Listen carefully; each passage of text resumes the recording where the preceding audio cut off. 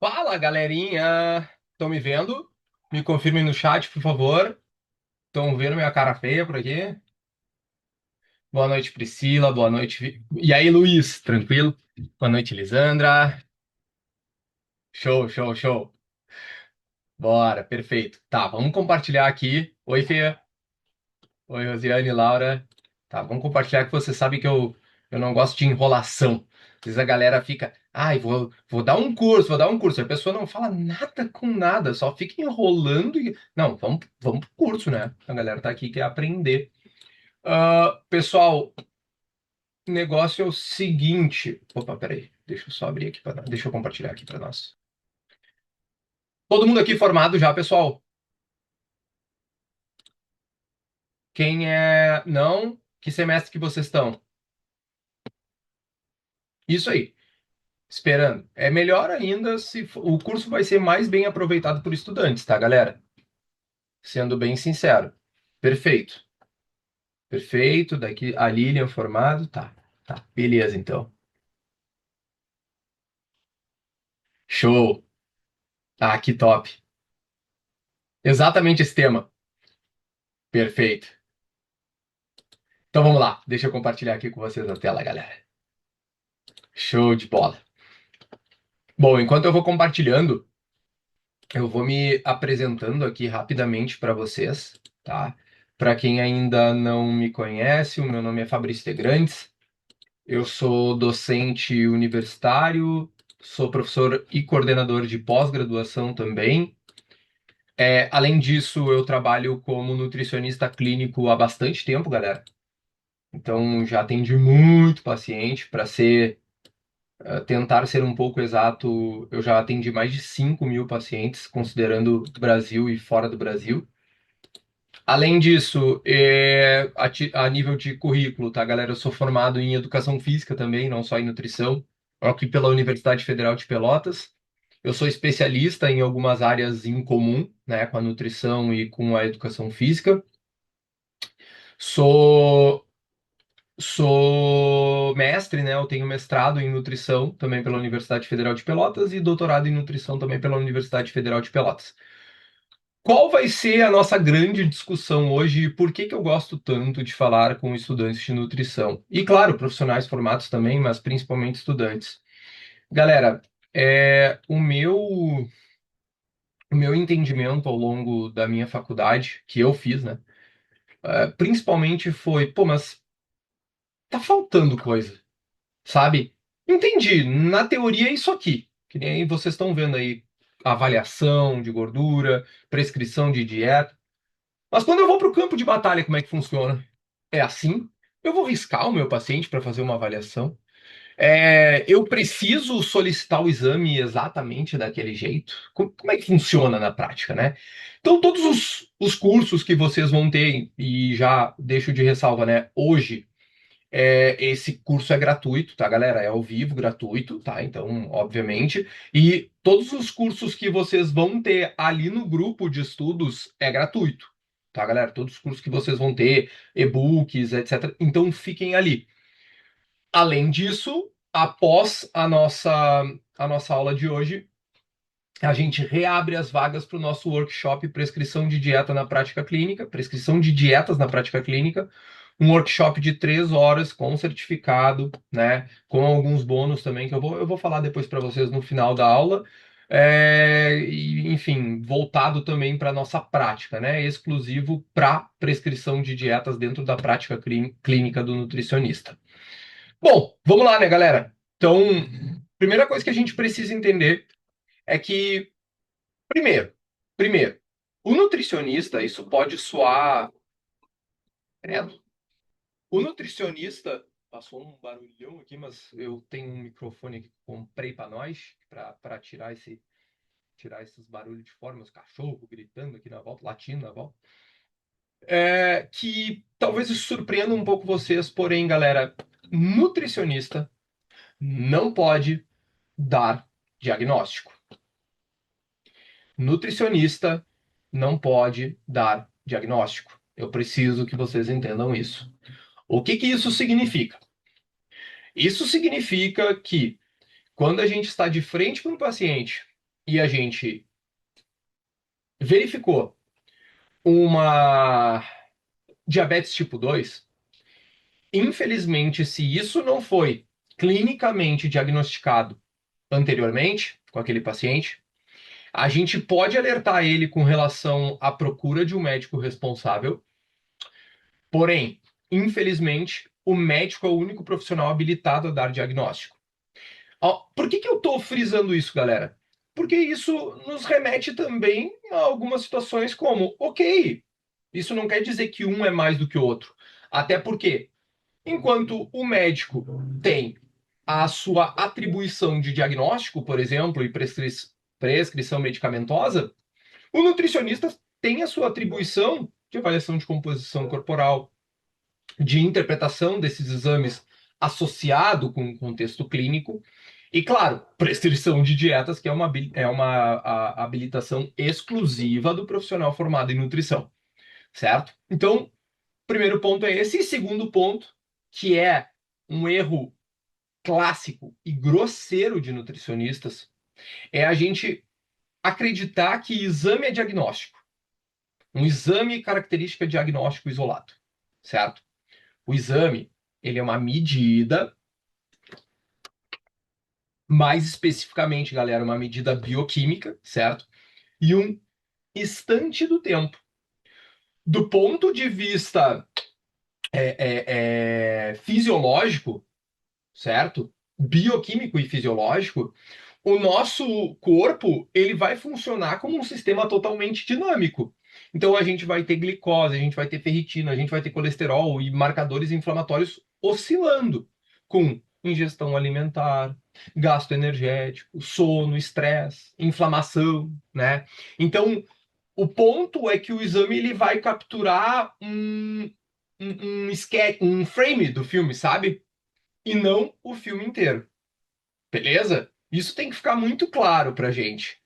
Por isso que muitas vezes valores, de fato, valores alterados, podem refletir, por exemplo, um- uma glicemia alterada associada a estresse agudo, uma piora, vocês vão aprender hoje a fazer verificação de resistência à insulina, uma piora da sensibilidade à insulina, né, associada à privação de sono, uma restrição intensa e recente, uma restrição calórica, alterando hormônios tireoidianos, certo?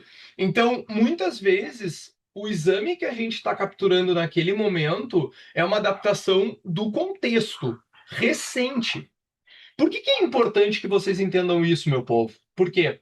Porque eu tenho visto muita gente solicitar exames aleatórios que eles até são bonitos, porque tu vai dar uma lista pro teu paciente, e isso acontece muito na prática da galera. Tem muita gente da medicina que vem fazendo isso e sofrendo fortes críticas também, que muitas vezes tu vai perguntar para aquele profissional, tá, mas e aí, o que que tu faz com esses exames? E o profissional, de fato, ele fica até perdido. Né, tá, beleza, mas, por exemplo, uma alteração tireoidiana a curto prazo, tu consegue interpretar? Para que que tu pediu? Para que que tu pediu esse exame? Existia uma suspeita de um hipotireoidismo para necessidade desse exame? Ah, existia. Bom, beleza, agora interpreta, né? Ainda, esse exemplo é muito comum, tá, galera? Esse exemplo é muito comum, por isso que eu gosto de usar muito, assim, esse exemplo, que é o seguinte,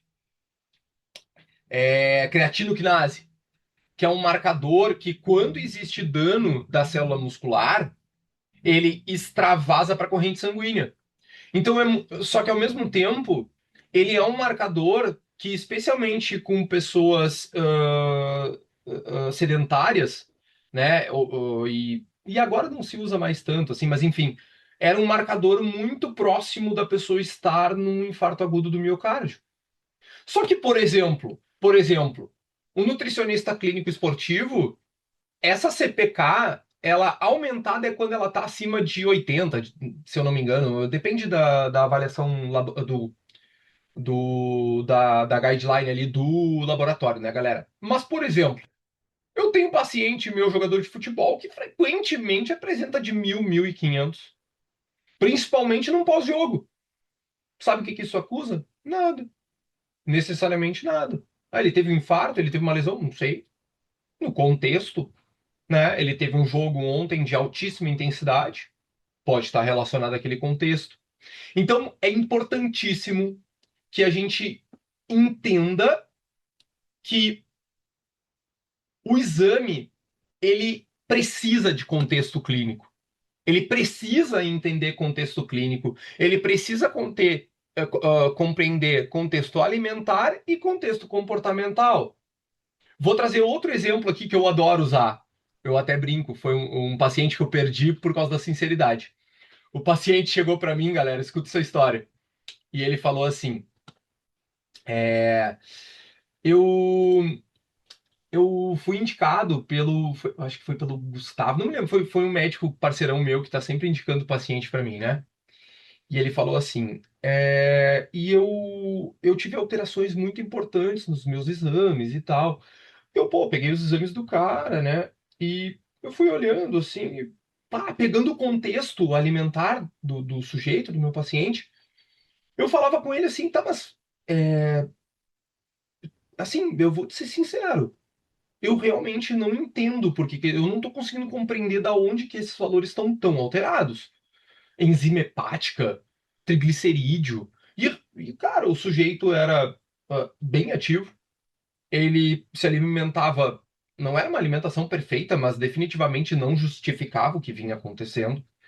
E aí eu pô, comecei a pensar assim, cara, eu perguntei, tá, mas vamos ir um pouquinho mais além. Como que foi a tua rotina na semana do exame? Aí ele falou direto assim, galera. Na semana eu não sei, mas no domingo teve um aniversário que eu tomei todas. Cara, quase tive que ir para o pronto-socorro. Aí eu, e aí tu fez exame no outro dia? Aí ele, é. Aí, tá, cara, tu não falou isso, né, pro médico? E ele, não falei. Ah, tá, beleza, cara. Eu vou falar com ele, a gente vai te pedir os meus exames novamente, tu vai ter que fazer de novo. Ele, tá, oh! Aí fez de novo, tava tudo ok. Aí claro que depois ele seguiu consultando comigo, tá, galera? Mas eu brinco, pá, quase perdi o paciente por causa da sinceridade, né? Mas enfim, todo o contexto precisa ser compreensível, compreendido. Além disso, pessoal, além disso, uma coisa muito importante é vocês não acreditarem de maneira cega nessa ideia de normal laboratorial e ótimo metabólico. Por quê? Por quê? Tá, vamos lá. De fato, vocês já vão entender como que funciona os valores de referência, mas de fato, a gente realmente tem alguns problemas com relação aos valores de referência, que são, por exemplo, grande parte deles foram contextualizados numa população referência, né? Um exemplo, já vou trazer isso para vocês vão compreender melhor. Dito isso, muitas vezes o teu limítrofe superior pode ser X, mas não necessariamente se tu tá próximo ao limite superior, isso é bom, óbvio. Agora, e isso é um fato. Agora, tomem cuidado, porque existem muitas pessoas que, para vender o produto, para fazer o paciente se entupir de exame, para criar essa ideia de que esses exames realmente vão trazer um benefício para o entendimento do contexto clínico daquele paciente, eles muitas vezes criam, eu acho isso muito engraçado, criam próprios valores de referência. Baseado no quê? Cara, em nada. No que eles acham que é bom. Porque, querendo ou não, pessoal, o que que acontece? É óbvio que todos nós. Ah, professor, mas eu sou só estudante. Tudo bem, tu tem que ter autonomia para trazer a tua autoridade, para trazer as tuas referências, para tu ler, para tu, eventualmente, tu criticar artigo científico, tu criticar professor. O que eu falo aqui não é verdade absoluta e nunca deverá ser interpretado assim para vocês, por vocês. Agora, se eu não tenho acesso a eu fazer uma pesquisa e criar novos valores de referência, por exemplo, para exames, como é que eu simplesmente vou inventar isso? Justamente muitas vezes se faz justificando. Não. Tu tem que usar o suplemento tal porque o teu magnésio tinha que estar em tanto. Tá, mas peraí, tá dentro de valores, eu como bem magnésio. Não, mas os meus valores de referência são outros. Isso é estranho. Tomem cuidado. Tomem cuidado. certo? Dito isso, vamos lá, pessoal. Então, por que que a gente tem aquele padrão lá que a gente olha no exame? É muito importante que vocês entendam isso. E olha assim, ó. Ah, o, o valor de referência da glicose vai de 69 a 99, ou 70 a 99, não me recordo. Enfim, como que se faz isso? Os valores de referência, eles são definidos, minha galera, por um processo estatístico extremamente padronizado. O objetivo é a gente, limites dentro dos resultados, dos quais são esperados para uma população que é aparentemente saudável, certo? Então, basicamente, quer dizer que são intervalos de distribuição populacional. Então, vamos entender um pouquinho mais, vamos ir aprofundando aos poucos, tá? De acordo com as diretrizes bioquímicas e químicas e CLSI, que é, enfim, padronização de laboratórios e enfim, né? O intervalo de referência, ele se define como intervalo que contém 95, que nem vocês estão vendo aqui na curva, nessa figura, 95% dos valores observados em uma população de referência. Na prática, isso corresponde a esse intervalo aqui, onde a população deveria estar, certo? Então, deixa eu botar o laser aqui para vocês verem. Onde a população deveria estar, certo? Beleza. Como? Vocês já vão entender, ponto por ponto. Como que a gente obtém esses valores? São 4 etapas. Se seleciona a população de referência, né? Então, os laboratórios ou pesquisas, etc., vão recrutar indivíduos considerados clinicamente saudáveis, sem doenças conhecidas relevantes, sem uso de medicamentos que afetem os exames, né? Uh, cara, a população pode variar até milhares de indivíduos, né? Geralmente adultos, né? E normalmente são recrutados de maneira mais local.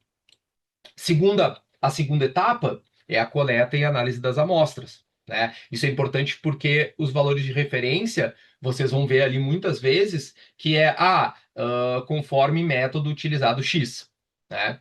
Depois, estatísticos, pesquisadores constroem a distribuição estatística, né? Então, é basicamente a maioria desses exames seguindo uma distribuição aproximadamente normal, né? E se define o intervalo de referência. Ou seja, o que que o laboratório, o que que as pesquisas vão fazer? Vão descartar, entre várias aspas, os 2 por 5 menores e os 2 por 5 maiores, 2,5, desculpa, por cento, ou seja, que vocês estão vendo aqui na pontinha, né? Menos comum, certo? E vão considerar normal o intervalo central, que contém 95% da população de referência, certo? Então, esses valores, em resumo, galera, para vocês captarem bem a ideia, quando a gente vê ali os valores de referência, o que que eles estão representando, galera? O que é estatisticamente comum naquela população. E não necessariamente o que é fisiologicamente ideal. Não necessariamente o que é ótimo para desempenho, para longevidade, para prevenção de doenças, mas que fisiologicamente é normal. Então, ele é especial principalmente para detectar valores que são claramente anormais, entende? Então, por exemplo, uma glicemia de 130, isso é claramente anormal, porque os valores de referência vão estar em 70 e 100, certo? Certo, galera? Me respondam se isso ficou claro aqui no chat.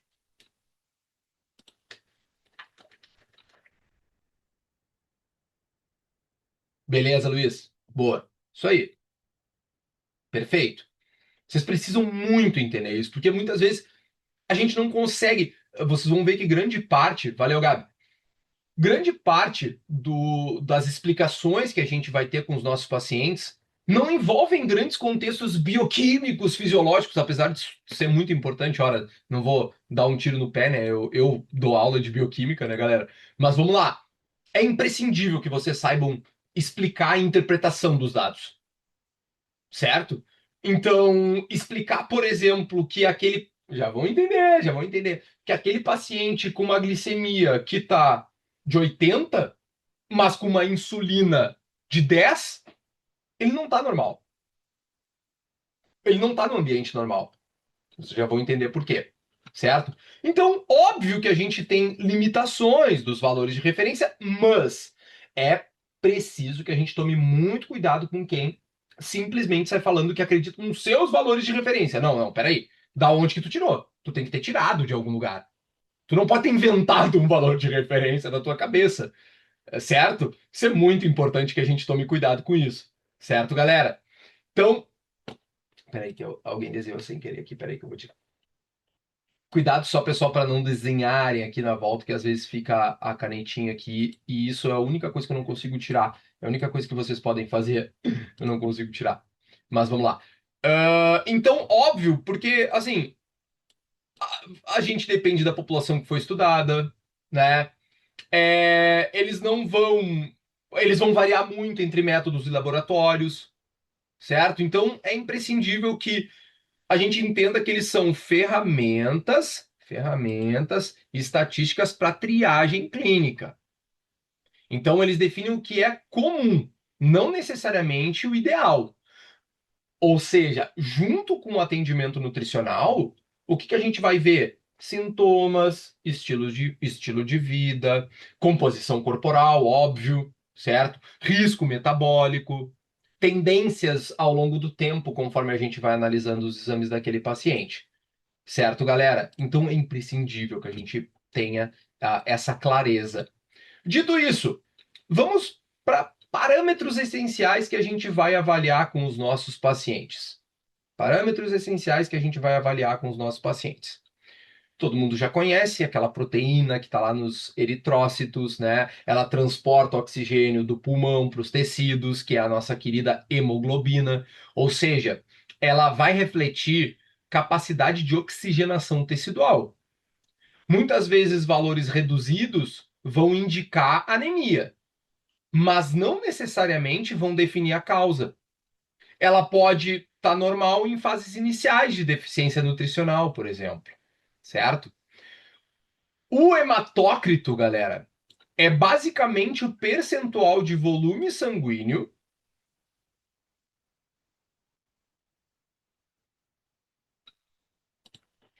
Já respondo as perguntas, tá, galera? Eu vou dar, porque senão a gente vai se estender muito, que eu falo muito. Já respondo. Excelente pergunta, tá, Marina? Inclusive, vão colocando perguntas aqui que ao final do nosso curso eu vou responder tudo, tá? Então vamos lá. Hematócrito, que é basicamente o percentual do volume sanguíneo ocupado por esses eritrócitos, né? Então, ele sempre vai ser interpretado junto com a hemoglobina. Além disso, a gente tem os famosos índices hematimétricos, né? Que é o VCM, famoso volume corpuscular médio, né? Ele vai basicamente indicar o tamanho médio das hemácias, onde a gente chama de, quando ele está reduzido, microcitose, né? E quando ele está aumentado, macrocitose. Qual é o uso clínico dele? Por exemplo, o colega falou da B12, já mais ou menos respondendo tua pergunta. Utilizando a macrocitose, que é o aumento desse volume corpuscular médio, a gente identifica a deficiência de B12 associado à anemia. Quando existe a microcitose, muitas vezes pode ser a famosa talassemia ou mesmo a anemia ferropriva, certo? Já no HCM, galera, que é hemoglobina corpuscular média, vai basicamente quantidade média de hemoglobina por hemácia, né? Então, vai avaliar a funcionalidade daquela hemácia, certo? O CHCM, concentração de hemoglobina corpuscular média, né? Que é a concentração de hemoglobina dentro da hemácia. Quando a gente tem esse marcador reduzido, ele muitas vezes é bem relacionado com deficiência de ferro. Muitas vezes é relacionado à deficiência de ferro. Então, por exemplo, para entendimento a título de morfologia, a base para entender anemia é verificar VCM, HCM, CHCM junto com hematocritohemoglobina, certo? O RDW, que a gente também vai ver nos exames, para vocês entenderem qual é a ideia, é basicamente a variabilidade do tamanho das hemácias, certo? A variabilidade. Então, ele pode muitas vezes se alterar, galera. Ele pode muitas vezes se alterar antes da queda da hemoglobina. Antes da queda da hemoglobina, certo? É um marcador precoce de deficiência de ferro, de B12, certo? Beleza? Inclusive, o RDW elevado, vão anotando aí, hein? Vão anotando. Com hemoglobina normal, ele já é um alerta metabólico precoce para acompanhamento desses exames, certo? Leucócitos, vamos lá.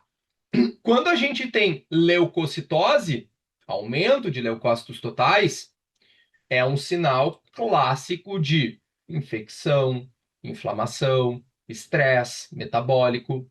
Uma diminuição pode ser deficiência nutricional, pode ser imunossupressão e precisa ser investigado com mais cautela junto ao médico responsável. No leucograma diferencial, a gente vai estar entendendo os neutrófilos, né, que participam ali da defesa inata e principalmente em resposta à inflamação aguda. A gente muitas vezes vai ver eles elevados junto à resistência à insulina, né? Os linfócitos, fazem parte da imunidade adaptativa, reduzidos no estresse crônico, em restrição calórica extremamente severa. Os monócitos, eles vão estar presentes também, aumentados na inflamação crônica. Eosinófilos, especialmente em reações alérgicas, né? Em alguns casos, em questões de inflamação a nível intestinal, certo? As plaquetas, elas são relacionadas com coagulação e inflamação. Quando tem aumento de plaqueta, é um sinal associado muitas vezes à inflamação crônica, à deficiência de ferro, à resistência à insulina. Então, com isso aqui a gente diz inflamação ou não inflamação. Específicos ferinos. Então, Vinícius, eu vou falar posteriormente, tá? Posteriormente eu vou falar sobre isso. Não vou responder, porque senão vai atropelar as coisas e eu tenho medo da aula durar muito tempo, vocês vão se cansar, tá? Anemia ferropriva, características da ferropriva, né? É ferro sérico mais baixo, ferritina baixa ou normal, né? VCM aumentado, certo?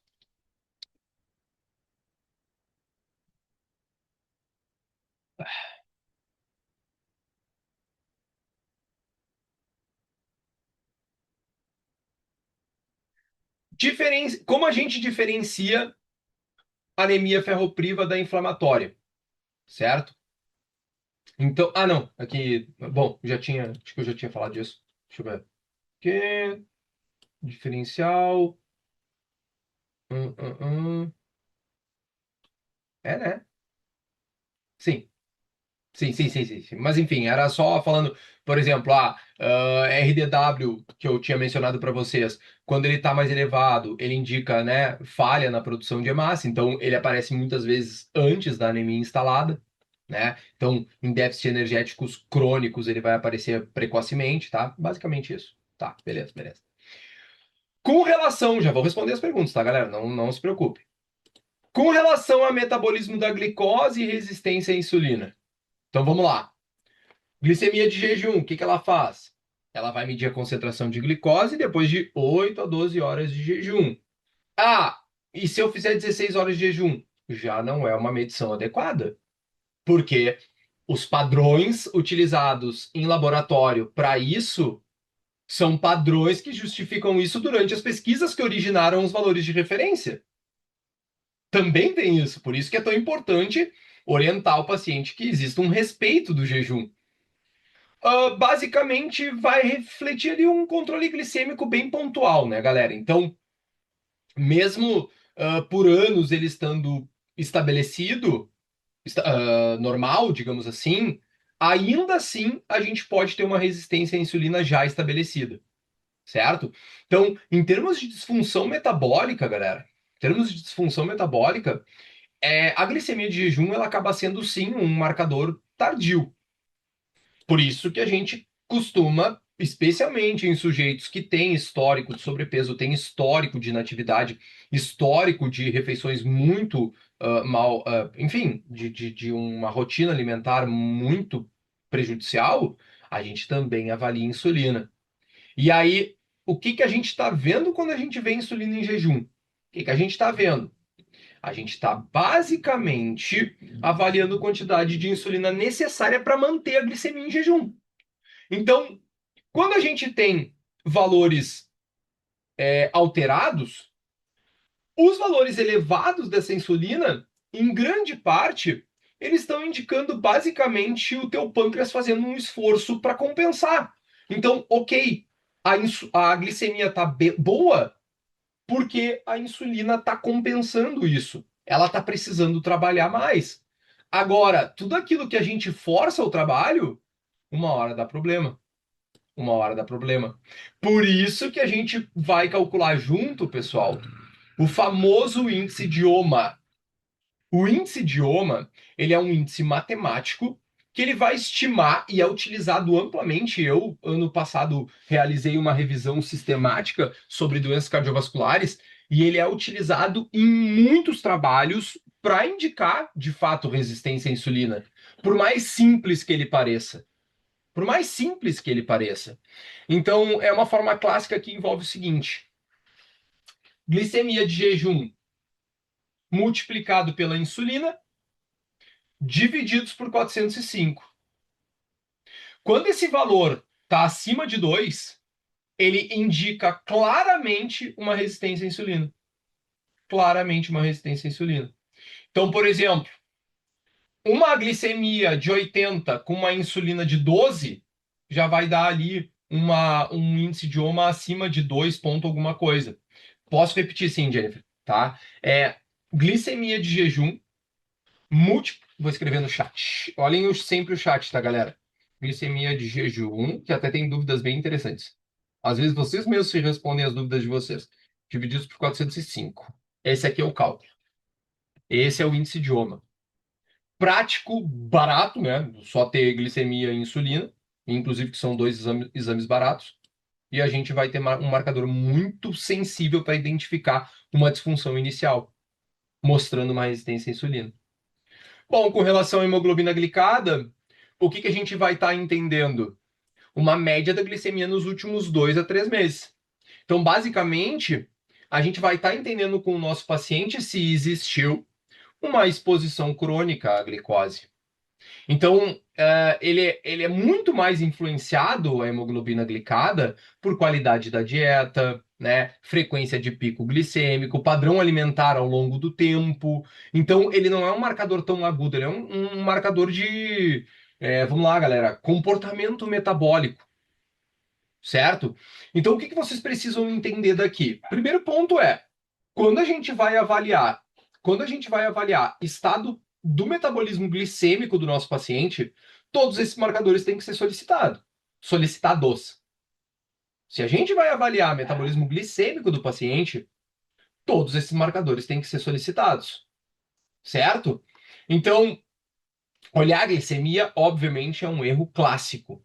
Clássico, clássico, clássico. Certo, galera? Então, sempre avaliar, né? Digamos assim, a glicose, galera, ela vai subir de fato quando o sistema falhou já. O sistema falhou. A insulina, a compensação com a insulina não está mais dando conta, a insulina já está alta e agora o pâncreas já não produz mais tão bem. Tanto que uma das coisas que acontece no diabetes tipo 2, e vocês sabem disso, é ele evoluir para um diabetes insulino dependente. Ao ponto de que a produção das células beta-pancreáticas de insulina já não dá conta. Ou nem existe mais em alguns casos. Certo? Ou nem existe mais em alguns casos. Ok? As referências são acima de 2 vai estar acusando resistência à insulina. Acima de 2. Abaixo de um é excelente sensibilidade à insulina, e de 1 a 2 é aumentado, é normal para aumentado. Certo? Metabolismo lipídico, galera. Agora tá muito em alta aí as dietas ah, com enfim, né, com excedente de gordura saturada, né? A galera, olha, debochando dos nutricionistas, eles são uns quadros, né? Mas vamos lá. Não. Assim, ó, sinceramente, uma coisa, eu entendo nutricionistas pensarem diferentes uns dos outros. Por exemplo, pode ter gente aqui que já trabalha que pensa assim, cara, não, eu acho discutível essa ideia de pedir, sei lá, tô inventando aqui, tá, galera? Eu acho discutível essa ideia de pedir insulina. A gente pode discutir sobre isso. Ó, quando vê, chegamos a um consenso, né? Ó, tenho tais referências, mas existe um padrão que reinventar a roda é uma coisa a título de venda, a título de venda, certo? Nesse sentido, é pior ainda quando eu vejo o nutricionista defendendo, sabe por quê, galera? Sabe por quê? Tipo, sinceramente, não só pela questão técnica. Pela questão técnica é muito fácil. A gente, pô, pelo amor de Deus, gente, é discutir LDL oxidado, trazer trabalhos que mostram que, de fato, a substituição de gordura saturada por monoinsaturado. E ninguém aqui tá defendendo, não, não pode nunca comer gordura saturada, não pode. Pelo amor de Deus. Pelo amor de Deus, gente, calma. Pelo amor de Deus, são coisas tranquilas da gente rebater, sabe? E eu confesso pra vocês que dá até vontade de ignorar muitas vezes, porque é uma coisa, gente, como é que a população cai nisso? É uma coisa extremamente bem estabelecida, né? Mas enfim, o problema não é esse. Por que que eu critico tanto? É porque, cara, os caras estão debochando dos nutricionistas. E tem nutricionista que aplaude os caras, velho. E debochando como, professor? Cara, os caras fazem vídeo, debochando de Nutri. Ah, e os Nutri do sistema, coisa assim. E a galera vai lá e aplaude, nutricionista da selva. Tá de sacanagem, velho. Tá de sacanagem com a minha cara, né? Isso aí é inadmissível. Mas vamos lá, vamos focar aqui. Pessoal, colesterol total, obviamente, soma das frações lipídicas circulantes. Então vai ter a LDL, HDL e VLDL. É, a gente sempre pode variar esses valores, certo? Com relação a alterações recentes, por incrível que pareça. Muita gente acha que não sofre alteração recente, mas, por exemplo, perda de peso recente, alguma doença aguda, certo? Dito isso, o colesterol total nunca define risco cardiovascular isoladamente. É óbvio isso, né, galera? Isso aí sim, certo? Total, Breno. Total. O LDL, que como é que é? Logo Deus leva, que a galera gosta de brincar. ah, Ele tem funções positivas no nosso corpo, é óbvio, certo? Onde, em muitas vezes, transporte de colesterol para tecido, síntese hormonal, né? Vamos lá, a nível mais molecular, integridade das membranas, né, galera? Mas ainda assim, né? Ele não reflete isoladamente o risco, mas a gente avalia contexto metabólico. Muito, aí é um pouquinho mais avançado, tá, galera? Como eu falei, esse curso aqui ele é um curso mais base, eu não vou avançar tanto. Eu até ia falar um pouco de apolipoproteína B, mas não vou falar tanto agora, tá? Agora, ele é um marcador que, quando aumentado, ele abre nossos olhos com relação a risco cardiovascular, especialmente considerando o contexto clínico, especialmente se existe um HDL reduzido, se existe triglicerídeos aumentado, certo? Então, no caso do HDL, ele, além de ter essa ideia de transporte reverso do colesterol, por isso que a gente chama ele de colesterol bom, ele vai ter outras funções. Então, ele reflete capacidade antioxidante. Isso, uma hora Deus livre. Hoje Deus livra. Hoje Deus livra, HDL. A proteção endotelial, né? Então, HDL baixo, ele é um marcador metabólico, não só lipídico. Ele já nos dá um sinal assim, não, não, não, HDL baixo já não é tão bom, certo? Triglicerídeos, que vão basicamente representar a principal forma de armazenamento de energia em excesso, ou seja, muitas vezes a pessoa se questiona assim: ah, mas eu nem como tanta gordura, como é que o meu triglicerídeo está alto, né? Enfim, alguma coisa do gênero, né? Ou tudo bem, se tem excedente de energia, Porque triglicerídeo é armazenamento de energia. Então, por exemplo, óbvio que quando existe consumo excessivo de álcool, excesso de carboidrato refinado, eles se aumentam com mais facilidade. Mas eles são um marcador muito sensível a uma ideia de desordem metabólica, certo? Ou seja, o sujeito está comendo demais, certo? A relação triglicerídeos e HDL é uma relação muito importante também, que é um indicador simples, simples, certo? Ele vai integrar a sensibilidade à insulina, inflamação, metabolismo lipídico, onde valores elevados, quanto mais elevada essa relação, maior é a indicação de risco cardiometabólico. Então, vamos lá. Na interpretação do perfil lipídico, dentro de uma estratégia clínica, digamos assim, muitas vezes a gente precisa entender que, de fato, o LDL isoladamente não vai aparentar risco cardiovascular, mas percebam que muitas vezes esse LDL, junto com a glicemia, está aumentado, junto com o triglicerídeos está aumentado, HDL reduzido, né? Além disso, HDL reduzido vai refletir, muitas vezes, sedentarismo, tanto que uma das principais estratégias para aumentar HDL é exercício, exercício físico, certo? Então, o HDL baixo, ele vai acabar muitas vezes sinalizando um ambiente metabólico que não está muito favorável. Agora, vamos lá. Triglicerídeos. As causas centrais dos triglicerídeos, obviamente, a gente vai estar falando de excesso de farinha refinada, de bebida adoçada, né? Açúcar. Mas, no geral, triglicerídeos eles refletem um excesso de consumo energético aumentado crônico, certo?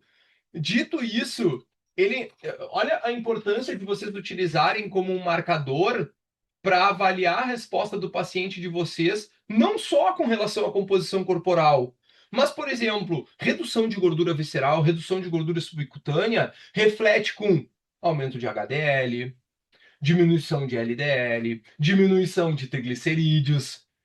Então, esse é um ponto muito importante da gente trazer para o nosso paciente a título de resultado também.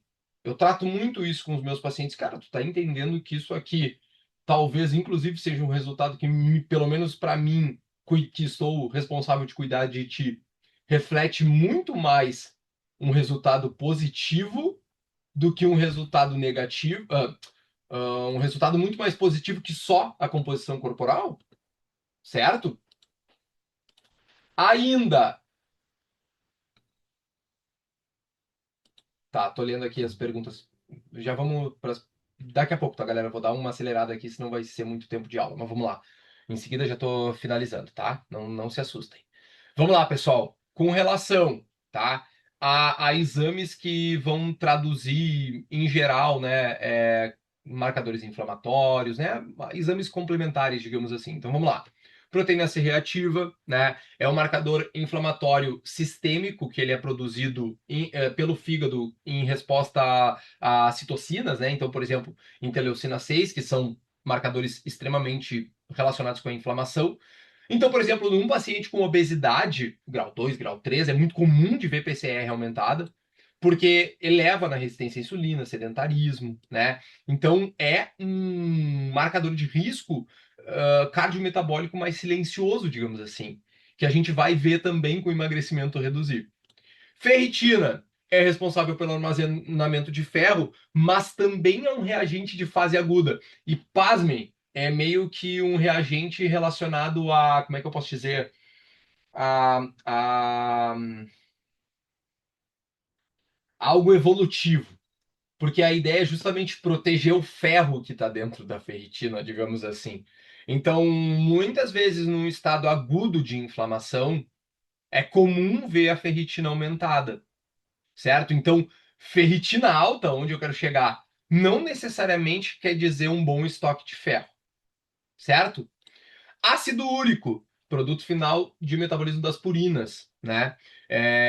Ele não é só um marcador de gota, tá, galera? Ele é um marcador também importante metabólico. certo? Ele é um marcador metabólico. Então, dietas hipercalóricas, excesso de frutose de adição, né, nos ultraprocessados, álcool, obesidade em nível central, também vai aumentar ácido úrico. E não só álcool, por exemplo, e excesso de consumo de carne processada, certo? Famosas transaminases, né? Antigamente chamadas de TGO e TGP, hoje AST e ALT. TGO é AST, TGP é ALT. São enzimas hepáticas, né? Que estão relacionadas lá com a integridade das nossas células hepáticas. Mas uma coisa que vocês precisam entender é que TGP é mais específico para o fígado. Então, elevações no TGP, especialmente, certo? Vão ser muitas vezes relacionadas com esteatose hepática não alcoólica, necessitando uma investigação mais profunda junto com o médico. Se eu vejo alteração, porque é aquilo, né, galera, que eu falei lá no início, se eu não posso dar diagnóstico e eu tenho médicos parceiros, que é importantíssimo na minha carreira isso, a gente orienta a falar com um médico, enfim, um médico, algum endócrino, algum que seja mais combine mais com o perfil daquele paciente, e a gente entende que aquilo está acusando alterações que me refletem aí que eu preciso investigar com mais calma, certo? E daqui a pouco eu entender que é preciso uma avaliação de um diagnóstico, da necessidade de um diagnóstico, por exemplo, de esteatose hepática, através de um ultrassom, certo? Que a gente nem pode pedir ultrassom, certo? Uma ressalva também, né, galera, que é muito comum a gente ver, por exemplo, na inflamação crônica, né, de baixo grau, no caso da obesidade, é muito comum a gente ver a ferritina bem aumentada. Recentemente eu vi eu atendi um paciente que estava com a ferritina tão aumentada que ele teve que fazer uma sangria, né, para reduzir um pouco essa quantidade de ferritina, que também não é, né, é algo também perigoso, digamos assim. Além disso, galera, exames que normalmente o nutricionista também vai avaliar junto com o paciente. Principalmente pacientes que têm alguma ideologia, algum modelo dietético que faça exclusão de produtos de origem animal, certo?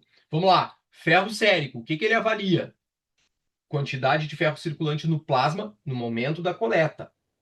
Baixo valor diagnóstico isolado, então ele pode estar normal mesmo com deficiência funcional, que vocês já vão entender. Por quê?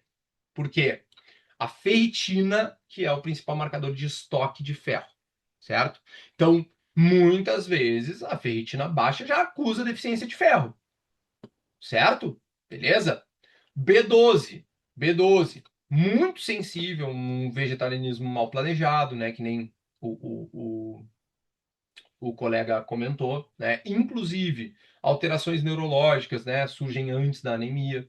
A gente tem valores de referência, já respondendo uma pergunta de um dos colegas, a gente tem marcadores, sim, só que eu não vou me lembrar de cor, né, dependendo se é ovo-lacto, vegano, vegetariano, enfim. Vitamina D.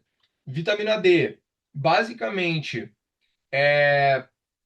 a gente vai ver muitas vezes níveis baixos aqui no Rio Grande do Sul, certo? Aqui no Rio Grande do Sul, pela baixa exposição solar. Então, vitamina D é um clássico marcador de estilo de vida, digamos assim, né? Não só de sol. Então, ele é muito relacionado com diferentes funções: regulação imunológica, função muscular, certo? Modulação inflamatória. E zinco, que é um mineral que a gente vai avaliar principalmente em atletas lesionados, né? É um marcador que não é tão comum da gente pedir, mas ele é relevante principalmente para pessoas que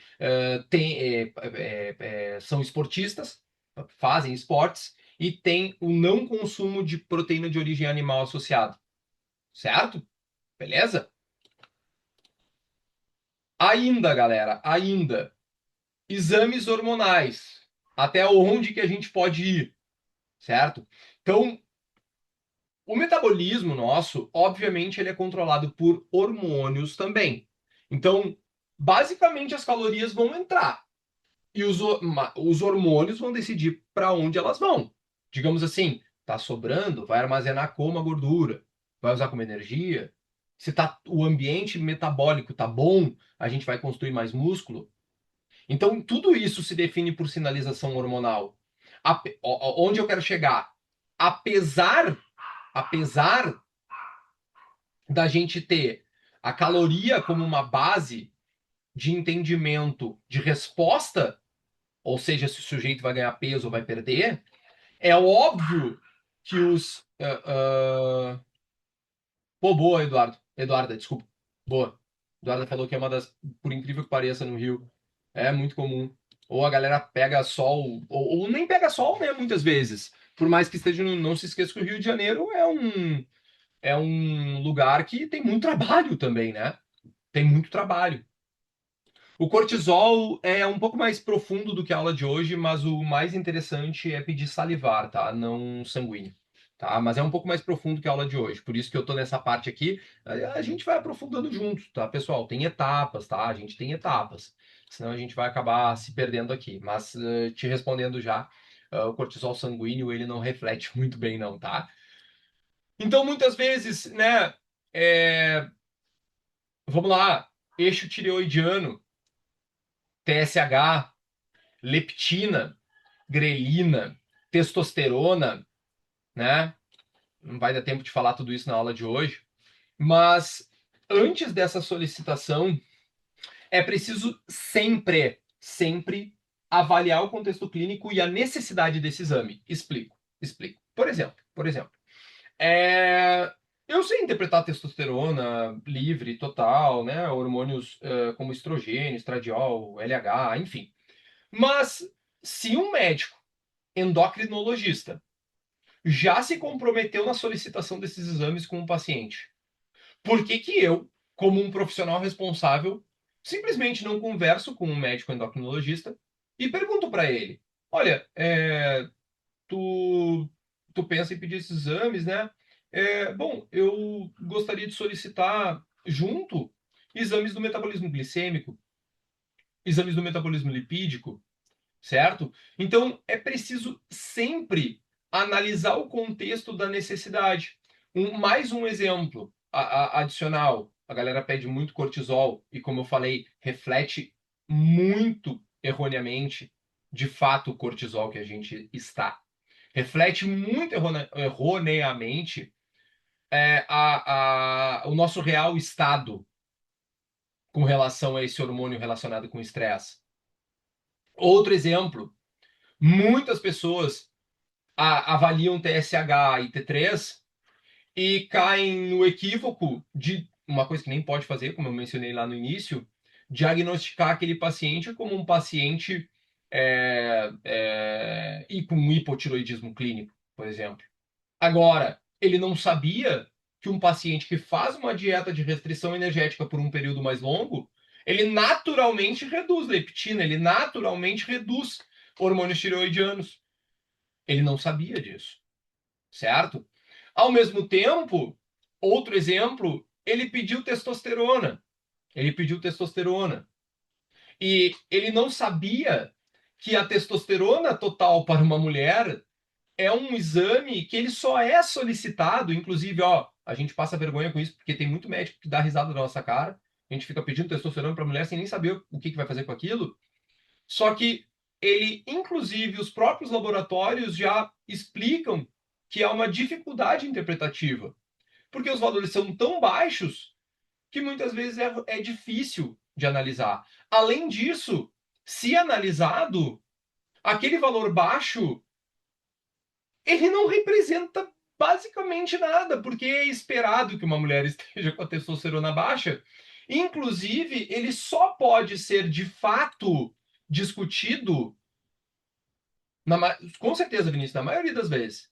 Se existe a necessidade desse exame, então, por exemplo, né, pessoal, aí, como eu falei, a gente vai ter outra aula, então fiquem no grupo, depois a gente vai aprofundar mais, né, exames hormonais, etc.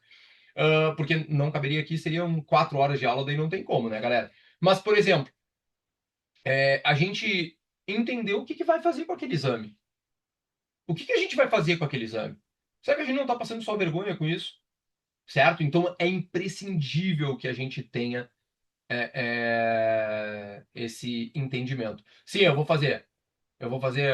Tem a cartilha que eu mandei ali no grupo, tá, Rosiane? E eu vou, enfim, tem aula toda semana ali no grupo de estudos, vai seguir gratuito sempre, não saiam do grupo, eventualmente terão outros cursos, etc, tá? Só, de fato, eu sei que vocês entendam por causa do volume, né, galera? Não tem como a gente trazer tudo isso hoje. Então, sempre, sempre, sempre, galera, sempre, sempre, ele é um pai. Sim, isso mesmo, de dois. E de vocês tudo aí também. Não sou tão velho assim, mas é isso aí. Galera, então assim, ó, é, de novo, o exame a gente precisa integrar com o estilo de vida. Dei o exemplo para vocês do rapaz, né, que ele bebeu todas no dia anterior, achei isso muito engraçado. Dei o exemplo para vocês que é uma coisa, é uma vergonha que muitos médicos passam também, que é relacionado à atividade física. Entender, por exemplo, que alguns marcadores podem estar alterados, como por exemplo, eu citei para vocês a creatinoquinase, que é um marcador que é muito comum. Sim, só dessa aula aqui, galera, vocês já estão à frente de muita gente, pode ter certeza, tá? Só da aula aqui. É um marcador muito comum estar extremamente alterado durante exercício físico, a CPK. Isso é extremamente comum, certo? Composição corporal. O nosso paciente está perdendo muito peso, muita gordura. Naturalmente podem haver reduções de hormônios tireoidianos. E que naturalmente, quando normaliza a dieta, normaliza a estratégia, ele vai estabilizar isso. Então é preciso entender todo um contexto clínico. Não caiam na falácia de ter aquela lista de exames prontos que vocês vão pedir, porque alguém falou. Duvidem deles e duvidem de mim, inclusive. É preciso uma interpretação em atendimento para saber o que, que realmente vai ser pedido. Por exemplo, uma paciente recentemente, isso aconteceu de fato, pedindo para eu solicitar colesterol 15 dias depois que ela foi numa consulta com a Gabi, que é endócrino, e que ela pediu o colesterol. Eu expliquei, não, ó, por isso, né, contexto clínico. Eu expliquei, olha, não, peraí, tu já fez esse colesterol há 15 dias. Pois é, mas eu quero ver se mudou, né? Não, não, não, assim, ó, tu até entrou com a medicação, porque ela tava com colesterol, acho que 500 e pouco. Aí eu falei, ó, eu sei, existe a ansiedade. Agora a gente vai solicitar daqui 3 meses, tá? Eu e a Gabi, a gente vai pedir junto para ti os exames mais relacionados à questão dietética, metabolismo lipídico, glicêmico, ela mais a questão hormonal, e a gente vai avaliar junto, certo? Mas não no desespero, não uma lista pronta, e sim entendendo totalmente o contexto clínico. Certo, galera? Agora vamos para o chat fazer as perguntas, porque eu vou responder todas as perguntas como eu prometi, tá? Não se preocupem com isso. Então, aqui eu quero falar com quem ficou até o final do curso, certo? Quem ficou até o final do curso. O negócio é o seguinte. Legal. Já vou responder, tá, Júlio? Marli também. Galera, então o negócio é o seguinte. Hoje a gente aprendeu a interpretar exame, né? Então, entendeu que o que está alterado, o que, que significa, o que, que isso representa, né, na fisiologia do paciente. Claro que num momento de 1 hora e 30, aqui a gente não consegue expandir isso, né? Então, vai ter sempre aquela pergunta que separa quem estuda, né, na teoria. E eu sei que muita gente, eu sei de vários, me lembro de vários colegas meus que inclusive eram muito melhores, eram muitos melhores do que eu. Hoje não tem o que eu tenho, modéstia à parte, né? Não estou fazendo um juízo de valor, não é isso, né? Mas enaltecendo o meu trabalho, que é num contexto prático. É o que separa quem estuda e quem atua com segurança, com autoridade na prática clínica. E assim, é autoridade de fato. Então, eu pergunto para vocês o que, que vocês prescrevem. Porque, por exemplo, saber ler exame não muda a vida do paciente sozinho, certo? É um fato. Então, o que muda é o resultado, tanto que vocês veem muito nutricionista que só vende resultado, mostra, ó, nem fala sobre conceitos técnicos, né? Agora, é transformar dados em decisão clínica. Então, por exemplo, com estratégia alimentar individualizada, com conduta prática. E é isso que a maioria dos nutricionistas, a gente sabe disso, pessoal, infelizmente não aprende na graduação. O erro mais comum que a gente tem na prática clínica, né, é a gente sabe que o exame está alterado, sabe o nome do marcador, né, mas daí na hora da prescrição, que nem eu mencionei para vocês, protocolo pronto, dieta genérica, dieta de gaveta, né? Ou mesmo, pior ainda, fica inseguro, que fórmula que eu uso? Eu preciso usar fórmula para esse cálculo aqui, né? E isso não só limita resultado, mas limita a autoridade. Limita, obviamente, o valor da tua consulta. Eu sou um cara que eu defendo que a forma de aumentar o teu valor agregado é com autoridade, é com conhecimento técnico, né? Então, o que, que é o workshop que a gente reabriu as 20 vagas hoje, certo? Reabertura das 20 vagas hoje, que eu espero fechar agora essas 20 vagas. Então, eu coloquei o link aqui no chat e eu quero que vocês se matriculem no nosso workshop, onde é um workshop ao vivo, online e totalmente focado em aplicação real. É uma aplicação real. Então, como que vocês vão ligar exames, mais prática clínica, mais comportamento, e como vocês vão escolher estratégias alimentares com bases em exames, por exemplo. Quando que restringe, quando que não restringe, quando que ajusta, quando que intervém, se usa Cunningham, usa Tinsley, né? Muita gente nem sabe que fórmula é essa, se Harris Benedict é uma fórmula que dá para usar ainda, ou não dá, né? Então, prescrever com raciocínio clínico, e é prescrever com lógica, ciência e prática clínica. Hipertrofia, recomposição corporal, obesidade, emagrecimento. Tudo isso a gente vai ter no nosso workshop. Esse workshop serão 3 horas, 2 horas totais de aula e 1 hora exclusiva de vocês comigo, certo? 1 hora exclusiva de vocês comigo. Além disso, vocês vão ter acesso a um grupo no WhatsApp exclusivo, onde, imagina, olha o que vocês estão tendo gratuito comigo. Imagina um grupo de WhatsApp que vocês vão ter esse acesso, certo? Lembrando, vai ser no dia 28. Muita gente já comprou, eu tô vendo aqui, já tem alguns que estão comprando, certo? Então corram, porque, de novo, não é aberto para grande turma. 20 vagas para que a gente tenha profundidade. E depois, como eu falei, 1 hora eu com vocês, não adianta sonhar que eu vou ter 1 hora com 200 pessoas que não vai dar certo. É 1 hora com 20 pessoas, certo? E é um valor próprio para estudante. As vagas esgotaram, acabou, certo? Dia 28, às 9 horas, é num sábado, vocês vão ter acesso a todo esse material durante um ano, além de assistirem ao vivo, lógico. Vocês vão ter acesso. Tu clica no link que eu mandei aqui, Marva. É um valor bem assim. É para estudante, tá? Então a maioria da galera vai acabar se inscrevendo mesmo. Clica no link e me diz se. Ó, o Breno já garantiu. Boa, Breno. Boa, galera. Clica no link que está em cima da tua pergunta, Marva, tá? E tu vai ver por que que tá valendo tanto a pena, certo? Então, é, quem entrar aqui comigo vai ter esse grupo de Whats, né, exclusivo. Vocês vão ter esse momento todo comigo. Além disso, galera, vocês vão ter a gravação disponível para vocês de todo esse curso para vocês estudarem durante um ano. A gravação fica disponível durante um ano para vocês, certo? Então, é entender assim, ó, é nível de autoridade que vocês vão utilizar sempre na prática clínica de vocês, certo? Sempre na prática clínica de vocês, ok? Onde PDF eu posso garantir dos slides, o PDF, os slides que eu vou utilizar, Marina. Mas é um curso, é um curso ao vivo, tá? Onde 2 horas, assim, sinceramente, eu sou suspeito para falar, né? Mas não percam essa oportunidade. O cavalo passando encilhado aí na frente de vocês, então não percam essa oportunidade, certo?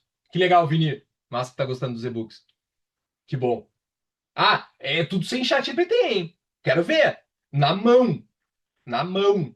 Inclusive aquele de prescrição de dieta. O de prescrição de dieta, além de ser na mão, claro, mando, Marva. Tem gente que não tá conseguindo acessar o link, ver se esse tá funcionando. Se não conseguir entrar, me fala, que daí eu crio outro aqui.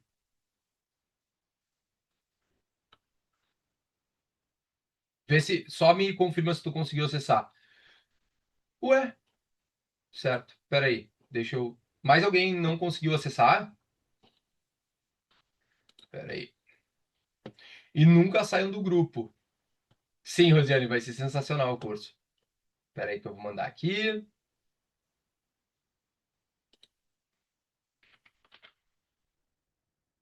Mais alguém não conseguiu acessar, galera? Rosiane, tu conseguiu acessar o link? A Marva falou que não conseguiu. Aqui pra mim tá normal o link. Luiz, faço, porém, a gente terá um evento presencial próximo em Porto Alegre. Não conseguem, galera, acessar? Ó, a Rosiane conseguiu. É basicamente. Tá, então deixa eu mandar o site aqui pra vocês. Pera aí. Ué, que estranho. Pera aí que eu vou mandar aqui. E corram, galera, pois são 20 vagas e tem vários aqui que já compraram, tá? Então corram, galera. Corram, corram. Enquanto isso, fiquem que eu vou respondendo. Pois é, agora, tentem aqui. Boa, Laura, tô te esperando.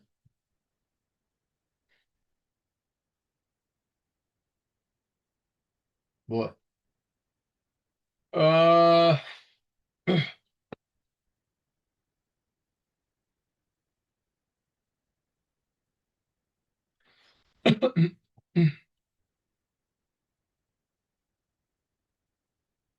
Feito. Aí, a Marva conseguiu agora. Quais exames você acha importante investigar melhor em pacientes que fazem uso das canetas ou naqueles que pensam em fazer, certo? Então, vamos lá. Metabolismo glicêmico, né? Então, que nem eu mencionei, hemoglobina glicada, o índice de OMA, né? Que daí é calculado, insulina de jejum, glicemia de jejum, função pancreática. Ah, são eventos extremamente raros, a pancreatite, que nem vocês estão vendo. Cara, ter uma baseline, se surgir algum intercurso ali, amilase e lipase, de função pancreática. Função hepática, gama-GT, TGO e TGP, certo? Perfil lipídico, triglicerídeos, HDL, LDL e colesterol. Tireoide também, TSH e T4 livre, certo? No monitoramento durante o uso, tá? Durante o uso, normalmente que a gente vai fazer a cada 6 meses, a gente vai ficar pedindo o glicemia, hemoglobina glicada, insulina e perfil lipídico. E aí os hepáticos e os pancreáticos, né? Lipase, amilase, ALT, gama GT, TGO e TGP, para acompanhar. Boian. Sim, Vinícius. Sim, Vinícius. Sim. Eu já ia perguntar. É, a galera tá assustada com a pancreatite, né? Tá assustada com a pancreatite. Uhum. Claro, né? O HDL ajuda na regulação do LDL. Se sim, teria problema em ele estar aumentado? Sim, tá? Ele, primeiro, reforçando, tá? O HDL, ele participa direto da regulação do LDL. Mas HDL muito elevado nem sempre é sinônimo de proteção, tá? Porque é, vamos lá, vamos lá. É, quando o HDL está muito baixo, a gente tem bons estudos observacionais mostrando que aumenta risco cardiovascular. Mas, infelizmente, a gente também tem, quando há um HDL muito alto, claro, muito acima do limítrofe, certo? Ele também, em alguns trabalhos observacionais, vem mostrando que isso é um risco. Então, ele pode estar alto em quantidade, mas ruim em qualidade, né? Então, ele pode até acabar se tornando pró-inflamatório, certo? Ou seja, sempre precisa analisar junto LDL, triglicerídeos, né? Porque HDL alto não vai compensar, né? Não vai compensar excesso de LDL, excesso de triglicerídeos, certo? Então, HDL alto não vai neutralizar LDL, por exemplo, certo? Então, nem sempre as possibilidades, as hipóteses para isso são, né, perde função antioxidante, pode até acabar se tornando pró-inflamatório, mas de fato, né, a nível de curiosidade aí para vocês, tá, galera? Existem evidências de que realmente, tá? Realmente quem utiliza quando o HDL tá muito elevado, pode também ser um sinal estranho, digamos assim. certo? Pode ser um, um sinal que, pelo menos a título de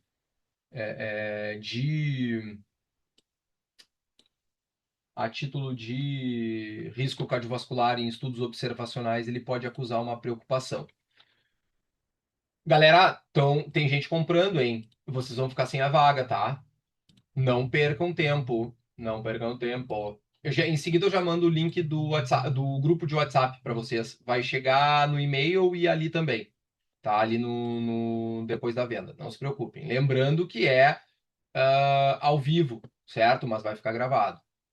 A galera às vezes compra. Cadê o curso? Calma, é ao vivo, dia 28, certo? Pessoal, mais uma dúvida aqui, só para fechar. Vou pegar a mais difícil de todas. Ou, pô, Júlio, quer me quebrar? Tá. Anisocitose, microcitose e plaqueta baixa pode indicar anemia ferropriva ou talassemia? Ah, vamos lá. Pode indicar ambas ou até outra condição associada, certo? Mas esse conjunto, microcitose, a anisocitose e plaqueta baixa, não é típico da talassemia isolada, tá? Então, vamos lá. Tu vai analisar a microcitose, por isso que envolve contexto, né? Mas enfim, a microcitose, né, que é o volume corpuscular baixo, né? Principais causas, anemia ferropriva, então tu vai ver ferritina, né? Enfim, também talassemia. Na anisocitose, para quem não sabe, é quando aquele RDW ele tá alto. Então, na anemia ferropriva, ela tá bem marcante também, uma mais alta. Né? Na talassemia, ela já pode estar normal, certo? Plaqueta baixa, tá? Esse, inclusive, é o dado que ele afasta a talassemia clássica, né? Enfim, então, plaqueta normal a gente muitas vezes vai observar na talassemia. Agora, na anemia ferropriva, normalmente elas estão mais altas, certo? Beleza? Baixa, não é o padrão, mas pode ocorrer. Pode ocorrer, certo? Beleza? Ah, sim, Rosiane, vai aproveitar, com certeza, porque vai ficar gravado. Não perde, porque vai ficar gravado. Vai ter o grupo de WhatsApp, tudo tu vai ter também.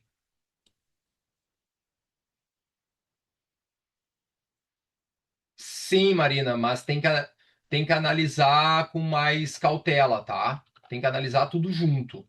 Mas pode ser sim, tá? Pode ser sim. SSTCR. Tá, deixa eu ver aqui a tua pergunta. LDL aumentado, mesmo com padrão de alimentação mediterrânea.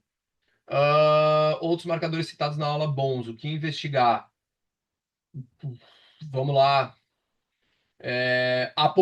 Prioridade máxima, bom, como eu falei, eu não ia aprofundar, mas vamos lá, né? Então, já que pediu, a polipoproteína B, né? Ou seja, esse LDL alto, ele carrega partícula ah, grande, qual é a situação, certo?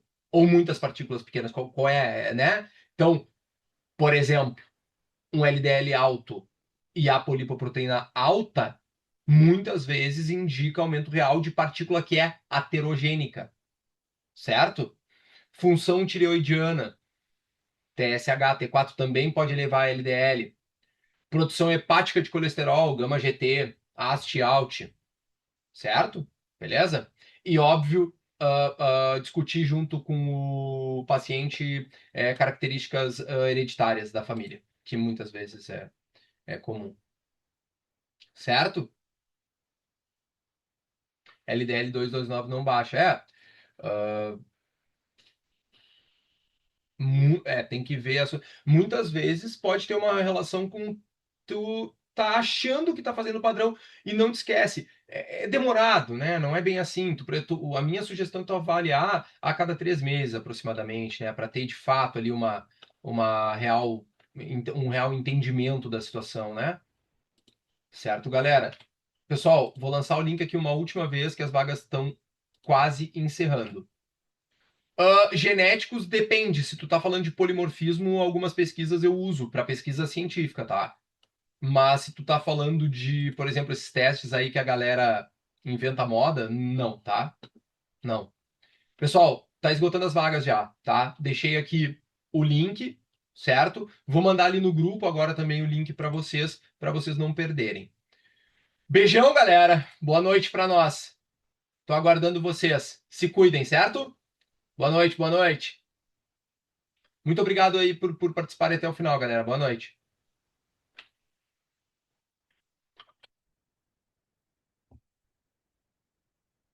Valeu, Gabi. Valeu, Vini. Valeu, galera.